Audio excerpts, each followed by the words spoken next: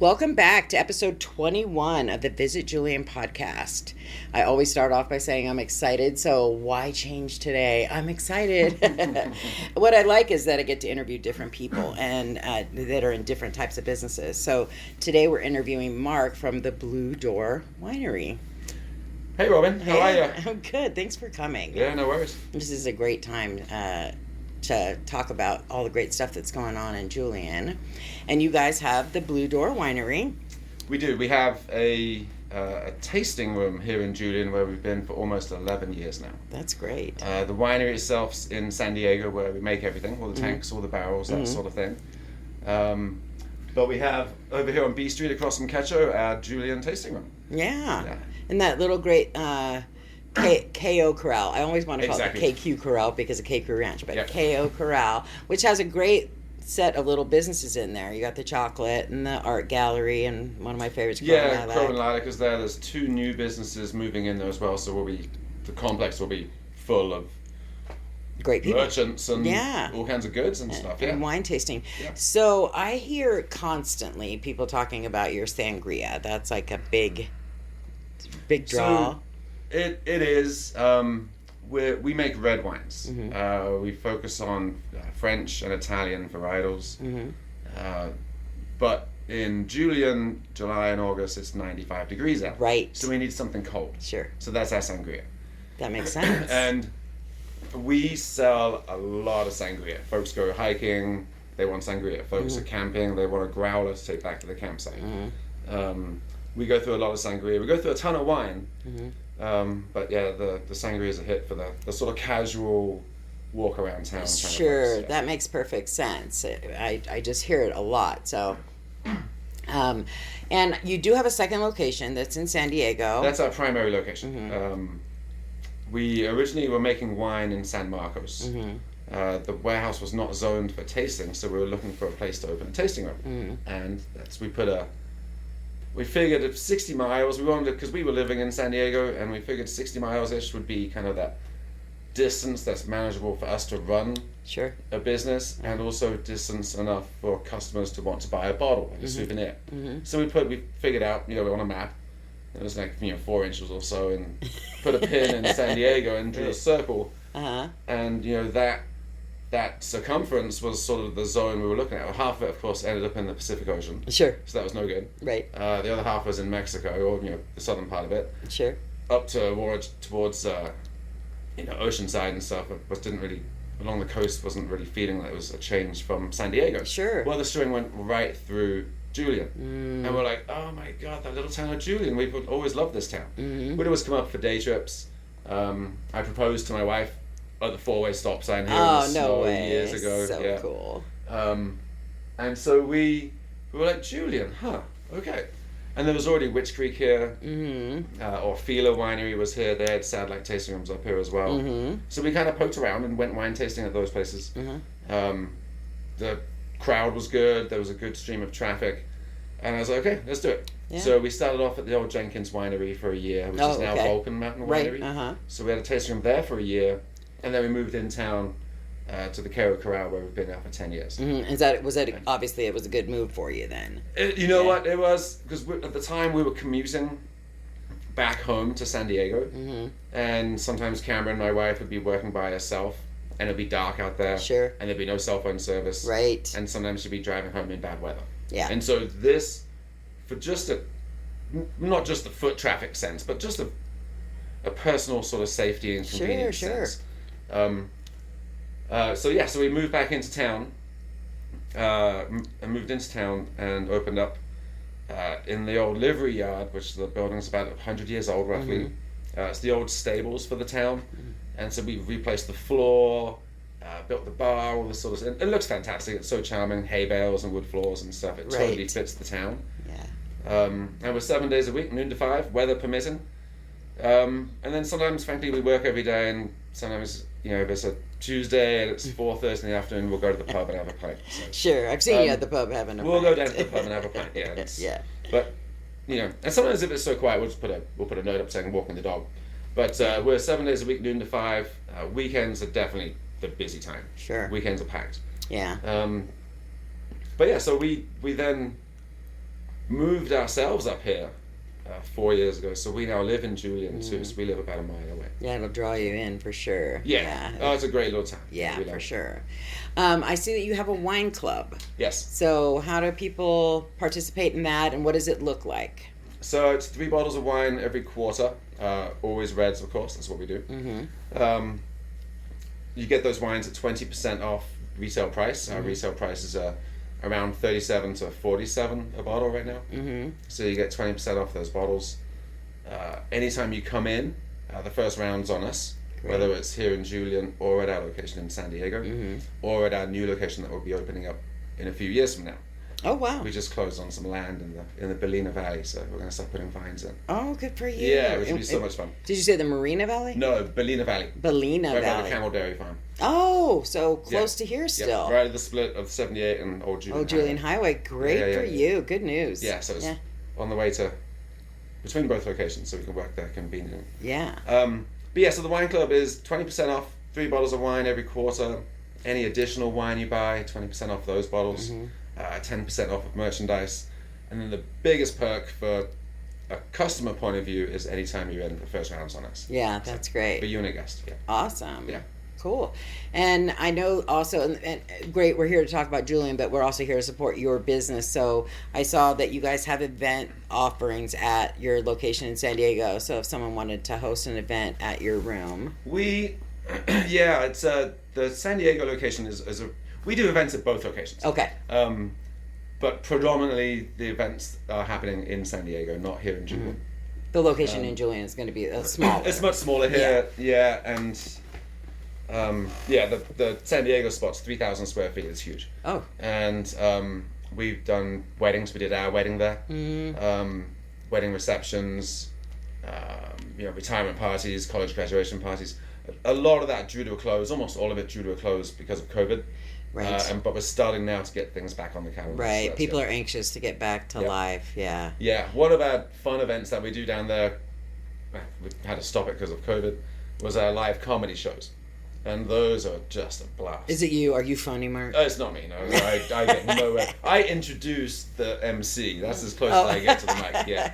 No, but we get comics who come down from Las Vegas and Hollywood and stuff. Oh, wow. We've had some folks go on to, be on Jimmy Fallon and stuff. And great. We get some really good talent. So that took a pause because of COVID, but that should be coming back. But that is, though, at the San Diego spot, not the Julian spot. So, right, but a lot of our visitors come from San Diego, so if they happened upon your location here in Julian, they can also enjoy your wines in San Diego. So I think it's relevant for us to talk about it in a Julian sense. When we first opened up here, this is 11 years ago. We had folks sign up for a newsletter, and we had them put their zip code down, and it was just me as being curious as to where folks are coming from. And some were coming from Orange County, some were coming from Yuma, some were coming from Tijuana. I know, it's crazy. But the 96% of the zip codes we got were San Diego, were the greater San Diego area. That makes perfect sense. Not I don't mean San Diego County, like not Powell. I mean the greater San Diego. City areas. Sure. Yeah. Got it. So that's why I'm happy to talk about both locations, because again, if they come up here and they fall in love. Now, do you do sangria down there, or is that really a Julian exclusive? We do it down there too, and so people were begging us for years to figure out a way to bottle it. And we were sitting at one of the breweries here, either Nickel or JBC, and we were like, growlers. Why don't we just do growlers like breweries do? Yeah. And so we do growlers, and so we've sold several thousand growlers, and so a lot of those find their way back to people's homes in San Diego. Right. So yes, the sangria is also in San Diego. Good. So people can come fill their growlers. And I remember seeing on your Facebook page the growlers for Super Bowl, promoting that. So and that was, Super Bowl afternoon, Super Bowl Sunday. It might not be red wine, and folks are barbecuing in San Diego and stuff. So of course that's the posters. Is come fill your growler on Saturday and have it ready to roll for Sunday. And not to be sexist or anything, because I'm a beer girl, as you know. You've seen me throw back the beers. I actually listened to the episode you did with Tom. Oh, okay. Yeah. But you were talking about his IPAs and stuff. Yes, I'm a big beer fan. Yeah. But most women are. Not most, a lot of women are not. So we have big Super Bowl parties, so it's really nice to be able to have that sangria so that people can enjoy a refreshing drink. And it's lighter, to be honest, and folks coming to Julian, it's a really good option if they're driving home. And they want to have something to drink, but Sure. they don't want to get tipsy. Right. So our wine is pushing anywhere from 14.3 right now to 15.8% alcohol. These are big reds that I make. I make big dry reds. The sangria is hovering right around 5.5%. Right. alcohol. Much lighter. Sure. So if someone's worried about driving the windy roads, Yeah. then that's a better option. Yeah, we absolutely want people to manage that when they absolutely. come up here. Absolutely. Yeah, so a little bit about your winemaking philosophy so people can hear your passion. Yeah. Well, my friend and I don't know how much detail I should go into. We needed a hobby. Sure. Put it that way. We would go to the Shakespeare pub in San Diego and watch football. I grew up in England, and so we'd watch the English football leagues, which of course Soccer. is soccer. Yeah, of course that's here. Yes. We'd watch football, and the games would be California time. Would be in the morning. So of course by 11 in the morning or 12, noon, we've already had like 3 pints of beer, and the day is just shot. You want to know? So I was like, Charlie, we need a hobby, man. We got to. So we talked about starting a brewery, and we both had talked about that we both brewed beer a little bit in college, so we wanted to try something different. So we decided wine. And so I started Googling how to make wine. I started getting subscriptions to magazines, buying all kinds of books, and then started trying to find places to buy grapes, and found the Dunlaps up in Hidden Meadows, which is just north of Escondido. They grow Merlot. Found Bob Dykehouse in Fallbrook. He grows Cabernet Sauvignon and Zinfandel. And then Cameron, my wife, had a lot of contacts because she was in the wine business up in Santa Barbara County. So I talked to some folks up there, and one of the vineyard managers spent over an hour on the phone with me, and I was nothing to him. Sure. But he was generous. And I was like, okay, that's my guy. Yeah. And so we get a lot of fruit from him now. Cabernet Franc, Petit Syrah, Syrah Barbera, Petit Verdot, Nebbiolo. I mean, they grow a lot of different varietals. But we've still always focused on French and Italian varietals. I've never been a big fan of Tempranillo. I've never been a big fan of Spanish wines. Not that there aren't good ones out there. I just haven't. Yeah, it's not your cup of wine. It's not my cup of tea. Yeah, no, I like big, dry reds. I used to make whites as well and rosés, but every time we took wine home for dinner, it was always the reds. And I was like, why do we have to make? And we were thinking we needed whites so we had a broader array for customers. Sure, right. And right at that time we were having that conversation, we went up to Willamette, the wine growing region up in Oregon, and we'd go wine tasting, and some of the wineries were just pouring Pinots, just doing Pinot Noirs. And I was like, if they're just doing Pinots, we can certainly put out an array of just reds. Sure. So that's what we did. So the winemaking, we were probably like 3 years in, maybe 4 years in, and it was those sorts of decisions that honed it into, if we're going to just do this, we've got to be really good at it. It's right. like Rockies and Pacific Beach. They only do burgers. They better be good. Yeah. So that became the focus. The focus then became how to then improve the quality, whether it's using egg white fining techniques, pectic enzymes during primary fermentations, whether it's finding a better supplier for French oak barrels, whether it's fining, not filtering, whether it's extended maceration during the primary fermentation. There's all sorts of little tweaks. Let's figure out what yeast we want to use. Is it a blend of yeasts? There's just a number of different techniques, and it's just taken. I've been making wine now for 15 years, and it's gone from. I was just telling this to a customer yesterday.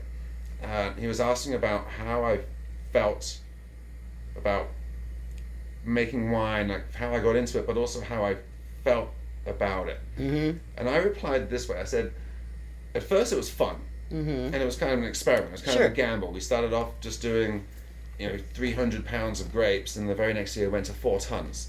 The next day? The next year. The next harvest. Okay, got it. And it's not like brewing beer where if you mess up, you can just start again. Right. We can't start again until next harvest. Right. So you've got to wait a whole another year.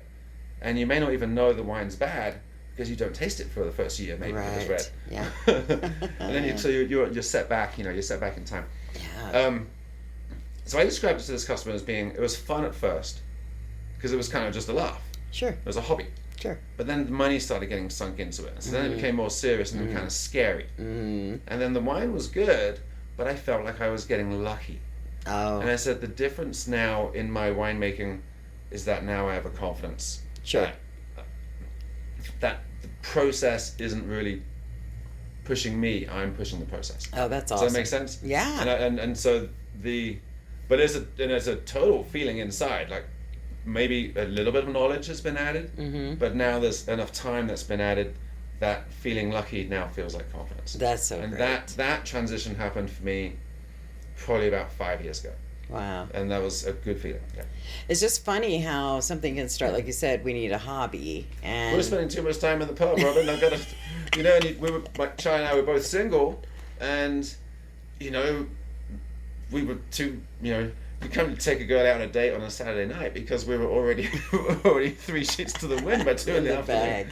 So, no, we needed a hobby, and I literally was like, where do I start? And I just started Googling winemaking in San Diego, and the San Diego Amateur Winemaking Society popped up, and I was like, oh, of course, yeah, there's a home winemaking society. That makes sense. So I click on it. There are links, all kinds of stuff, tips and tricks and tips, and grapes for sale. And I was like, wow, how do I know who's good, who's bad? What do I want? Is this a good price? I don't know. Not quite sure where that is in San Diego County. It's like a long drive. And it was just this giant kind of grid of people selling grapes, but then there was one post and it says, we're having a party. Champagne toast at 6 a.m., Merlot fruit, 60 cents a pound, give us a holler. Food will be provided, drinks will be provided. 6 a.m.? He said, yeah. Oh, wow. And I was like, that's my guy. And that, sure enough, was the Dunlaps. Oh. The picture of the vineyard on our website is that vineyard where we're doing a champagne toast, and when we did our first harvest, where we left with 2 buckets of grapes. Now we take almost the entire crop. Oh my gosh. And the Dunlaps are just the nicest folks. That's so great. I know even a couple other local wineries have bought from them too, like Mike Pinghini's bought from them in the past. So, but yeah, that's kind of how it started, was as a hobby. It was fun, and drink champagne in the morning, and then go off into the vineyard and pick grapes. But then once you start investing money into it, and then it gets serious, and then there's a lot of pressure on you, and then you feel like you're getting lucky, and then over time, then you have the confidence, and you're like, okay, it's more than luck. I'm actually good at what I'm doing. That's so great. I'm totally enjoying listening to you. I'm like enthralled by the whole wine passion. You can I don't know, you can hear it. That it's a thing. I'll tell you what, it's a thing. When that morning we went out and picked Merlot fruit at 6 in the morning. We'd literally, everyone there was probably 35 people or so. We toasted the harvest, toasted the crop. Yeah. As the sun was coming up, it was just fantastic. My job at the time was sitting behind a desk, staring at a computer most of the day. So this was such a, and I'm from a small farming village in England, and this felt like I was getting back to your roots. Does that make sense? Yeah, it does. Off the desk, away from the computer, and in the dirt, and it was just. And that's why I'm so excited about the property that we just bought. Because I took soil samples, and even taking the soil samples that I sent off to a lab up in Fresno, I was like, I'm digging in dirt. Yeah. And I was like, this is good. It feels good. Yeah. So we're going to get some vines in the ground this spring. We'll plan to. It's going to take 3 years or so for those to have usable fruit. Sure. We'll build a winery, maybe a little cottage for my wife and I, and have a tasting room there too. We're going to keep Julian. Sure. And the plan currently will be to close Morena, but not for like 3 or 4 years. Okay. So we'd have the Bellina Valley location and the Julian location. Bellina Valley sounds so sexy anyway. Doesn't it sound good? I tried to even say it sexy. Did you notice? Matt Pittman, one of the brewers over there at JBC, the head brewer at JBC, he grew up there. Now he pronounces it the Spanish way, Bellina. Oh. And I thought, should I say Bellina? And I thought, I'm not. I don't speak Spanish. I'm just going to pronounce it how it looks. So I call it Bellina. Well, it makes sense too, because if you did call it that, everybody else is going to call it Bellina anyway, because we're, Yeah. But I'm sure I'm going to get corrected at some point, but that's okay. But that's fine. It's like when you go to Prescott, say Prescott, Right. Arizona, but they correct you right Yeah. away, so it's Prescott. Right. Yeah. My in-laws are up there. Yeah, it's like Cuyamaca. With my job, the word Cuyamaca gets butchered 1,000 times, Sure. a 1,000 times a day in this office. It Oh, cracks me up. when I first was, probably one of my first times driving to Julian was from San Diego, and we drove up the Lake Cuyamaca way, and I went past the sign, and I was like, how do you say that? Right. How do you say that? You're not alone. No, we love this town. My wife and I absolutely adore this town. And we were driving back. Her folks live in Prescott. That's how I know about the pronunciation of Prescott, Arizona. We were driving back from Prescott back to home in San Diego. And we were driving back on New Year's Eve. And this was 12, 13 years ago, before we had a business here. And maybe like 15 years, no, maybe 13, 14. We haven't been together that long. I'm not that old. And we're like, what are we going to do for New Year's? Because we were driving and we were just talking. And we were like, what are we going to do for New Year's Eve? And we're like, so-and-so is doing this party. And we're like, no, we don't, it's going to be too crowded. So-and-so is going out to this club, this bar or restaurant. Like, no, too expensive. And we were like, let's stop at that little town of Julian and go to that little bar that's at the back of the Wrong Branch. Oh, yeah, Remember that the used to be Boar's there? Head. Yeah. Yeah. And so we Plenty of parties there. rolled into town, got a hotel room, parked the car, walked to that old bar that was in the back of the restaurant, and everyone in there was we didn't know anybody. Right. Everyone was so friendly. They gave us the New Year's Eve paper hats and the little, what do you call those things that you blow out? Horns. Oh, we had such a good time. And the next day we were driving back, finishing our drive home. We're like, what a fun! It's just a fun town to kind of stumble upon. You know what I mean? And that was kind of us. We'd been here before, but that night for New Year's Eve, we stumbled upon it and spent the night, and it was just magical. Yeah. So when that little piece of string went, from the pin or going in a circle, went right through Julian, it was Kismet. There was that. It was just like with the label. When we first started the winery and we started talking about selling to the public, getting bonded and getting licensed and that sort of stuff. The next question was like, how do we, what does this bottle look like? Like, what's the label? What's the name of our winery? All this sort of stuff. Because we were doing business as M&C Winery Incorporated, which is just M&C, Marc and Charlie. Yeah. Just our initials. Yeah. But there was no actual label name. But we formed the company just so we could start writing off stuff for taxes because things were getting expensive. Sure. And we had at home a painting that my mum had painted, and it was of this beautiful blue door in Santa Fe, New Mexico. And Cameron and I met in New Mexico. We both went to college out there. And as this sort of discussion was happening about what the label should look like, my mum called me and she goes, Marc, honey, can you send me a couple of bottles of that wine that you're making out there in California with the Blue Door painting as the label, the one you're hanging in your house? And I was like, oh my God, Blue Door Winery. Blue Door should be, it's my mum's painting. Sure. It's one of those easy names. The name is the same as the image. It's not Chateau something you can never remember what it means. With a Spanish pronunciation somewhere. You forget what it is. Right. Cameron and I met in New Mexico, which was awesome, but the most importantly is that it's my mum's painting. Yeah. And she'll call me. And she's from South Texas. She has a very southern accent. Oh, honey, how many bottles of wine is my painting on right now? Oh, Mum, right now about 1,500. She go, oh my God. Yeah. She just loves it. There's the machine, I told Fax you. machine? Yeah. Okay. No, but it's from getting into making wine, the way the label came around, the way Julian fits into everything. We're a family business. Yeah.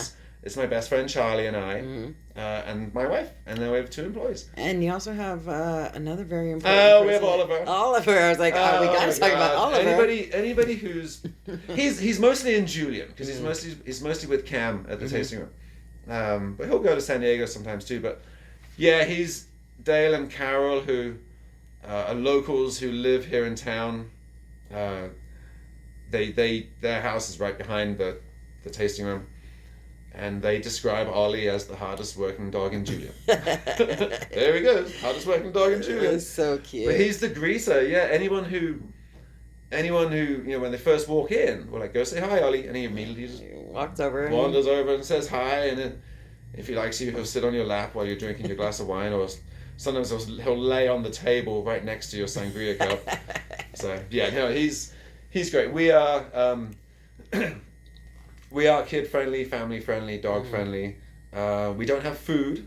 Every now and again we have cheese boxes, like charcuterie boxes. Sure. But folks are welcome to bring their own food in. Yeah. That's a great thing about Julian, because Nickel Beer is the same way, and it's important that we let people know that, because you can get great sandwiches like 2 seconds from the Blue Door. You can get that Mexican food. Right across the street, Quecho's got some good taco plates and things. Yes, I love Quecho. I had Quecho last night. It was so good. Yeah. Oh, that's funny. Somebody else just posted on Facebook their dinner last night at Quecho. Yeah. Yeah, I had something off the menu which they make only for me. Oh. And I kept telling our customers to go over there and ask for it because it's so good. And Kara, Kara, who her and Jose own Quecho, Mm-hmm.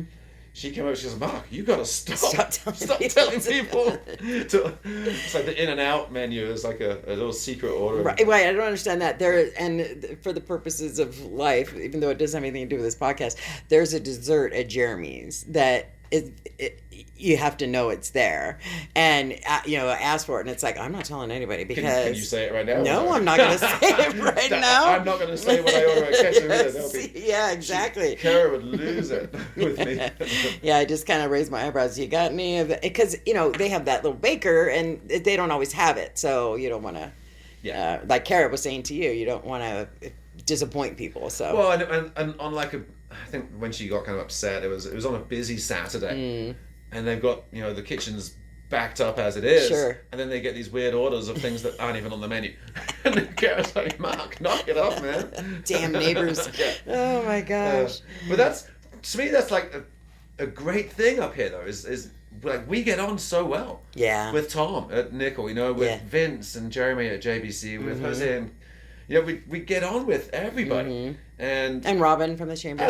She's fantastic. And we just, I don't know, like even when the employees from the Julian Cafe, they come in and fill their growlers for sangria. Like, it's cool. Yeah. It's so cool. Yeah, this is a great little place to live. I'm so thrilled that we moved here. And I think passion like yours and your personality is something that's going to draw people to Julian. You're fine. First of all, this is a long podcast. I'm usually washing the wine glasses though. The person people get most of the time are going to be Cameron. Now she's if you think I get passionate about wine, like times it by 10 for her. Wow. She is, she'll have the hand movements going and just, isn't that fantastic? Isn't that? Yeah.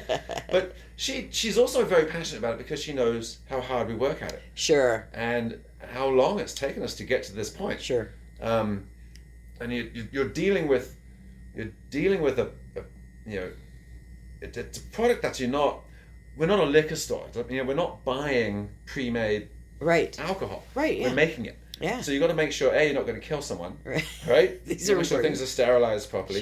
Sure. You've got to make sure that it's good, and then once you get that you're not going to kill anybody and that it's good, now you got to get to that it's fantastic. Yeah. Otherwise, people will just go to the liquor store, and then the fantastic has to be not just the product, has to be the packaging, the labeling, the ambiance of the space, the experience, the atmosphere, and frankly the passion and the hospitality that's coming from anybody that a customer is going to come face to face with. Sure. Whether it's me, whether it's my wife, whether it's our dog, and Ollie's very passionate, or anybody who works for us, works with us and for us. I want them to all be a reflection, have their own personalities, but be a reflection that they are a key component of this overall package. That is when somebody walks into the tasting room or into the winery in San Diego, they're like, wow. When they walk away, they're like, wow, what a great experience that was. That's so cool. And we don't get it all the time, but we get it most of the time for sure. We're probably in the 99% of the time, that's the feeling people leave with. That's so great. Every now and again, there's someone that for some reason or other can't please everybody, but we aim to please. Yeah, you can't please everybody, especially in today's day and age. It is what it is, and But we. It's funny. I'll sit back. I'll polish a wine glass, and I'll be watching Cam interact with folks, and I can see they're engaged with what she's saying.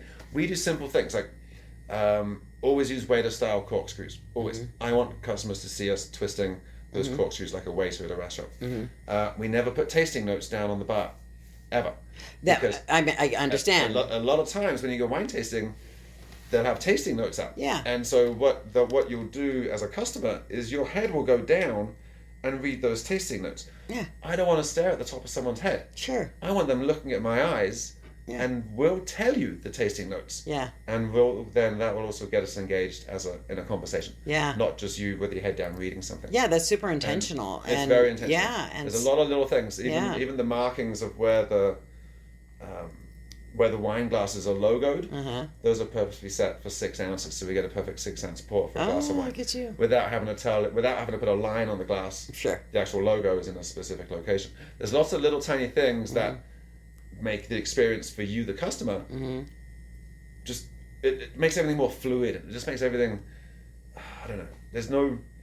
I remember once I was at an airport. I think it was in Dallas, maybe in Fort Worth, and they had a mock glass of wine, and someone at the bar had ordered a glass of wine, and the bartender grabbed the empty glass, put it next to the mock one, and then filled it to get to the level that was in the mock glass. And I thought, how tacky is that? There's got to be better ways to do it. And so I was like, that was when I was like, okay, so when we do this, let's have a logo that's positioned to be perfectly 6 ounces. Yeah. So the bartender, you can turn the glass towards the logo, towards the customer, see through the glass to that logo mark, and you get the exact pour every time.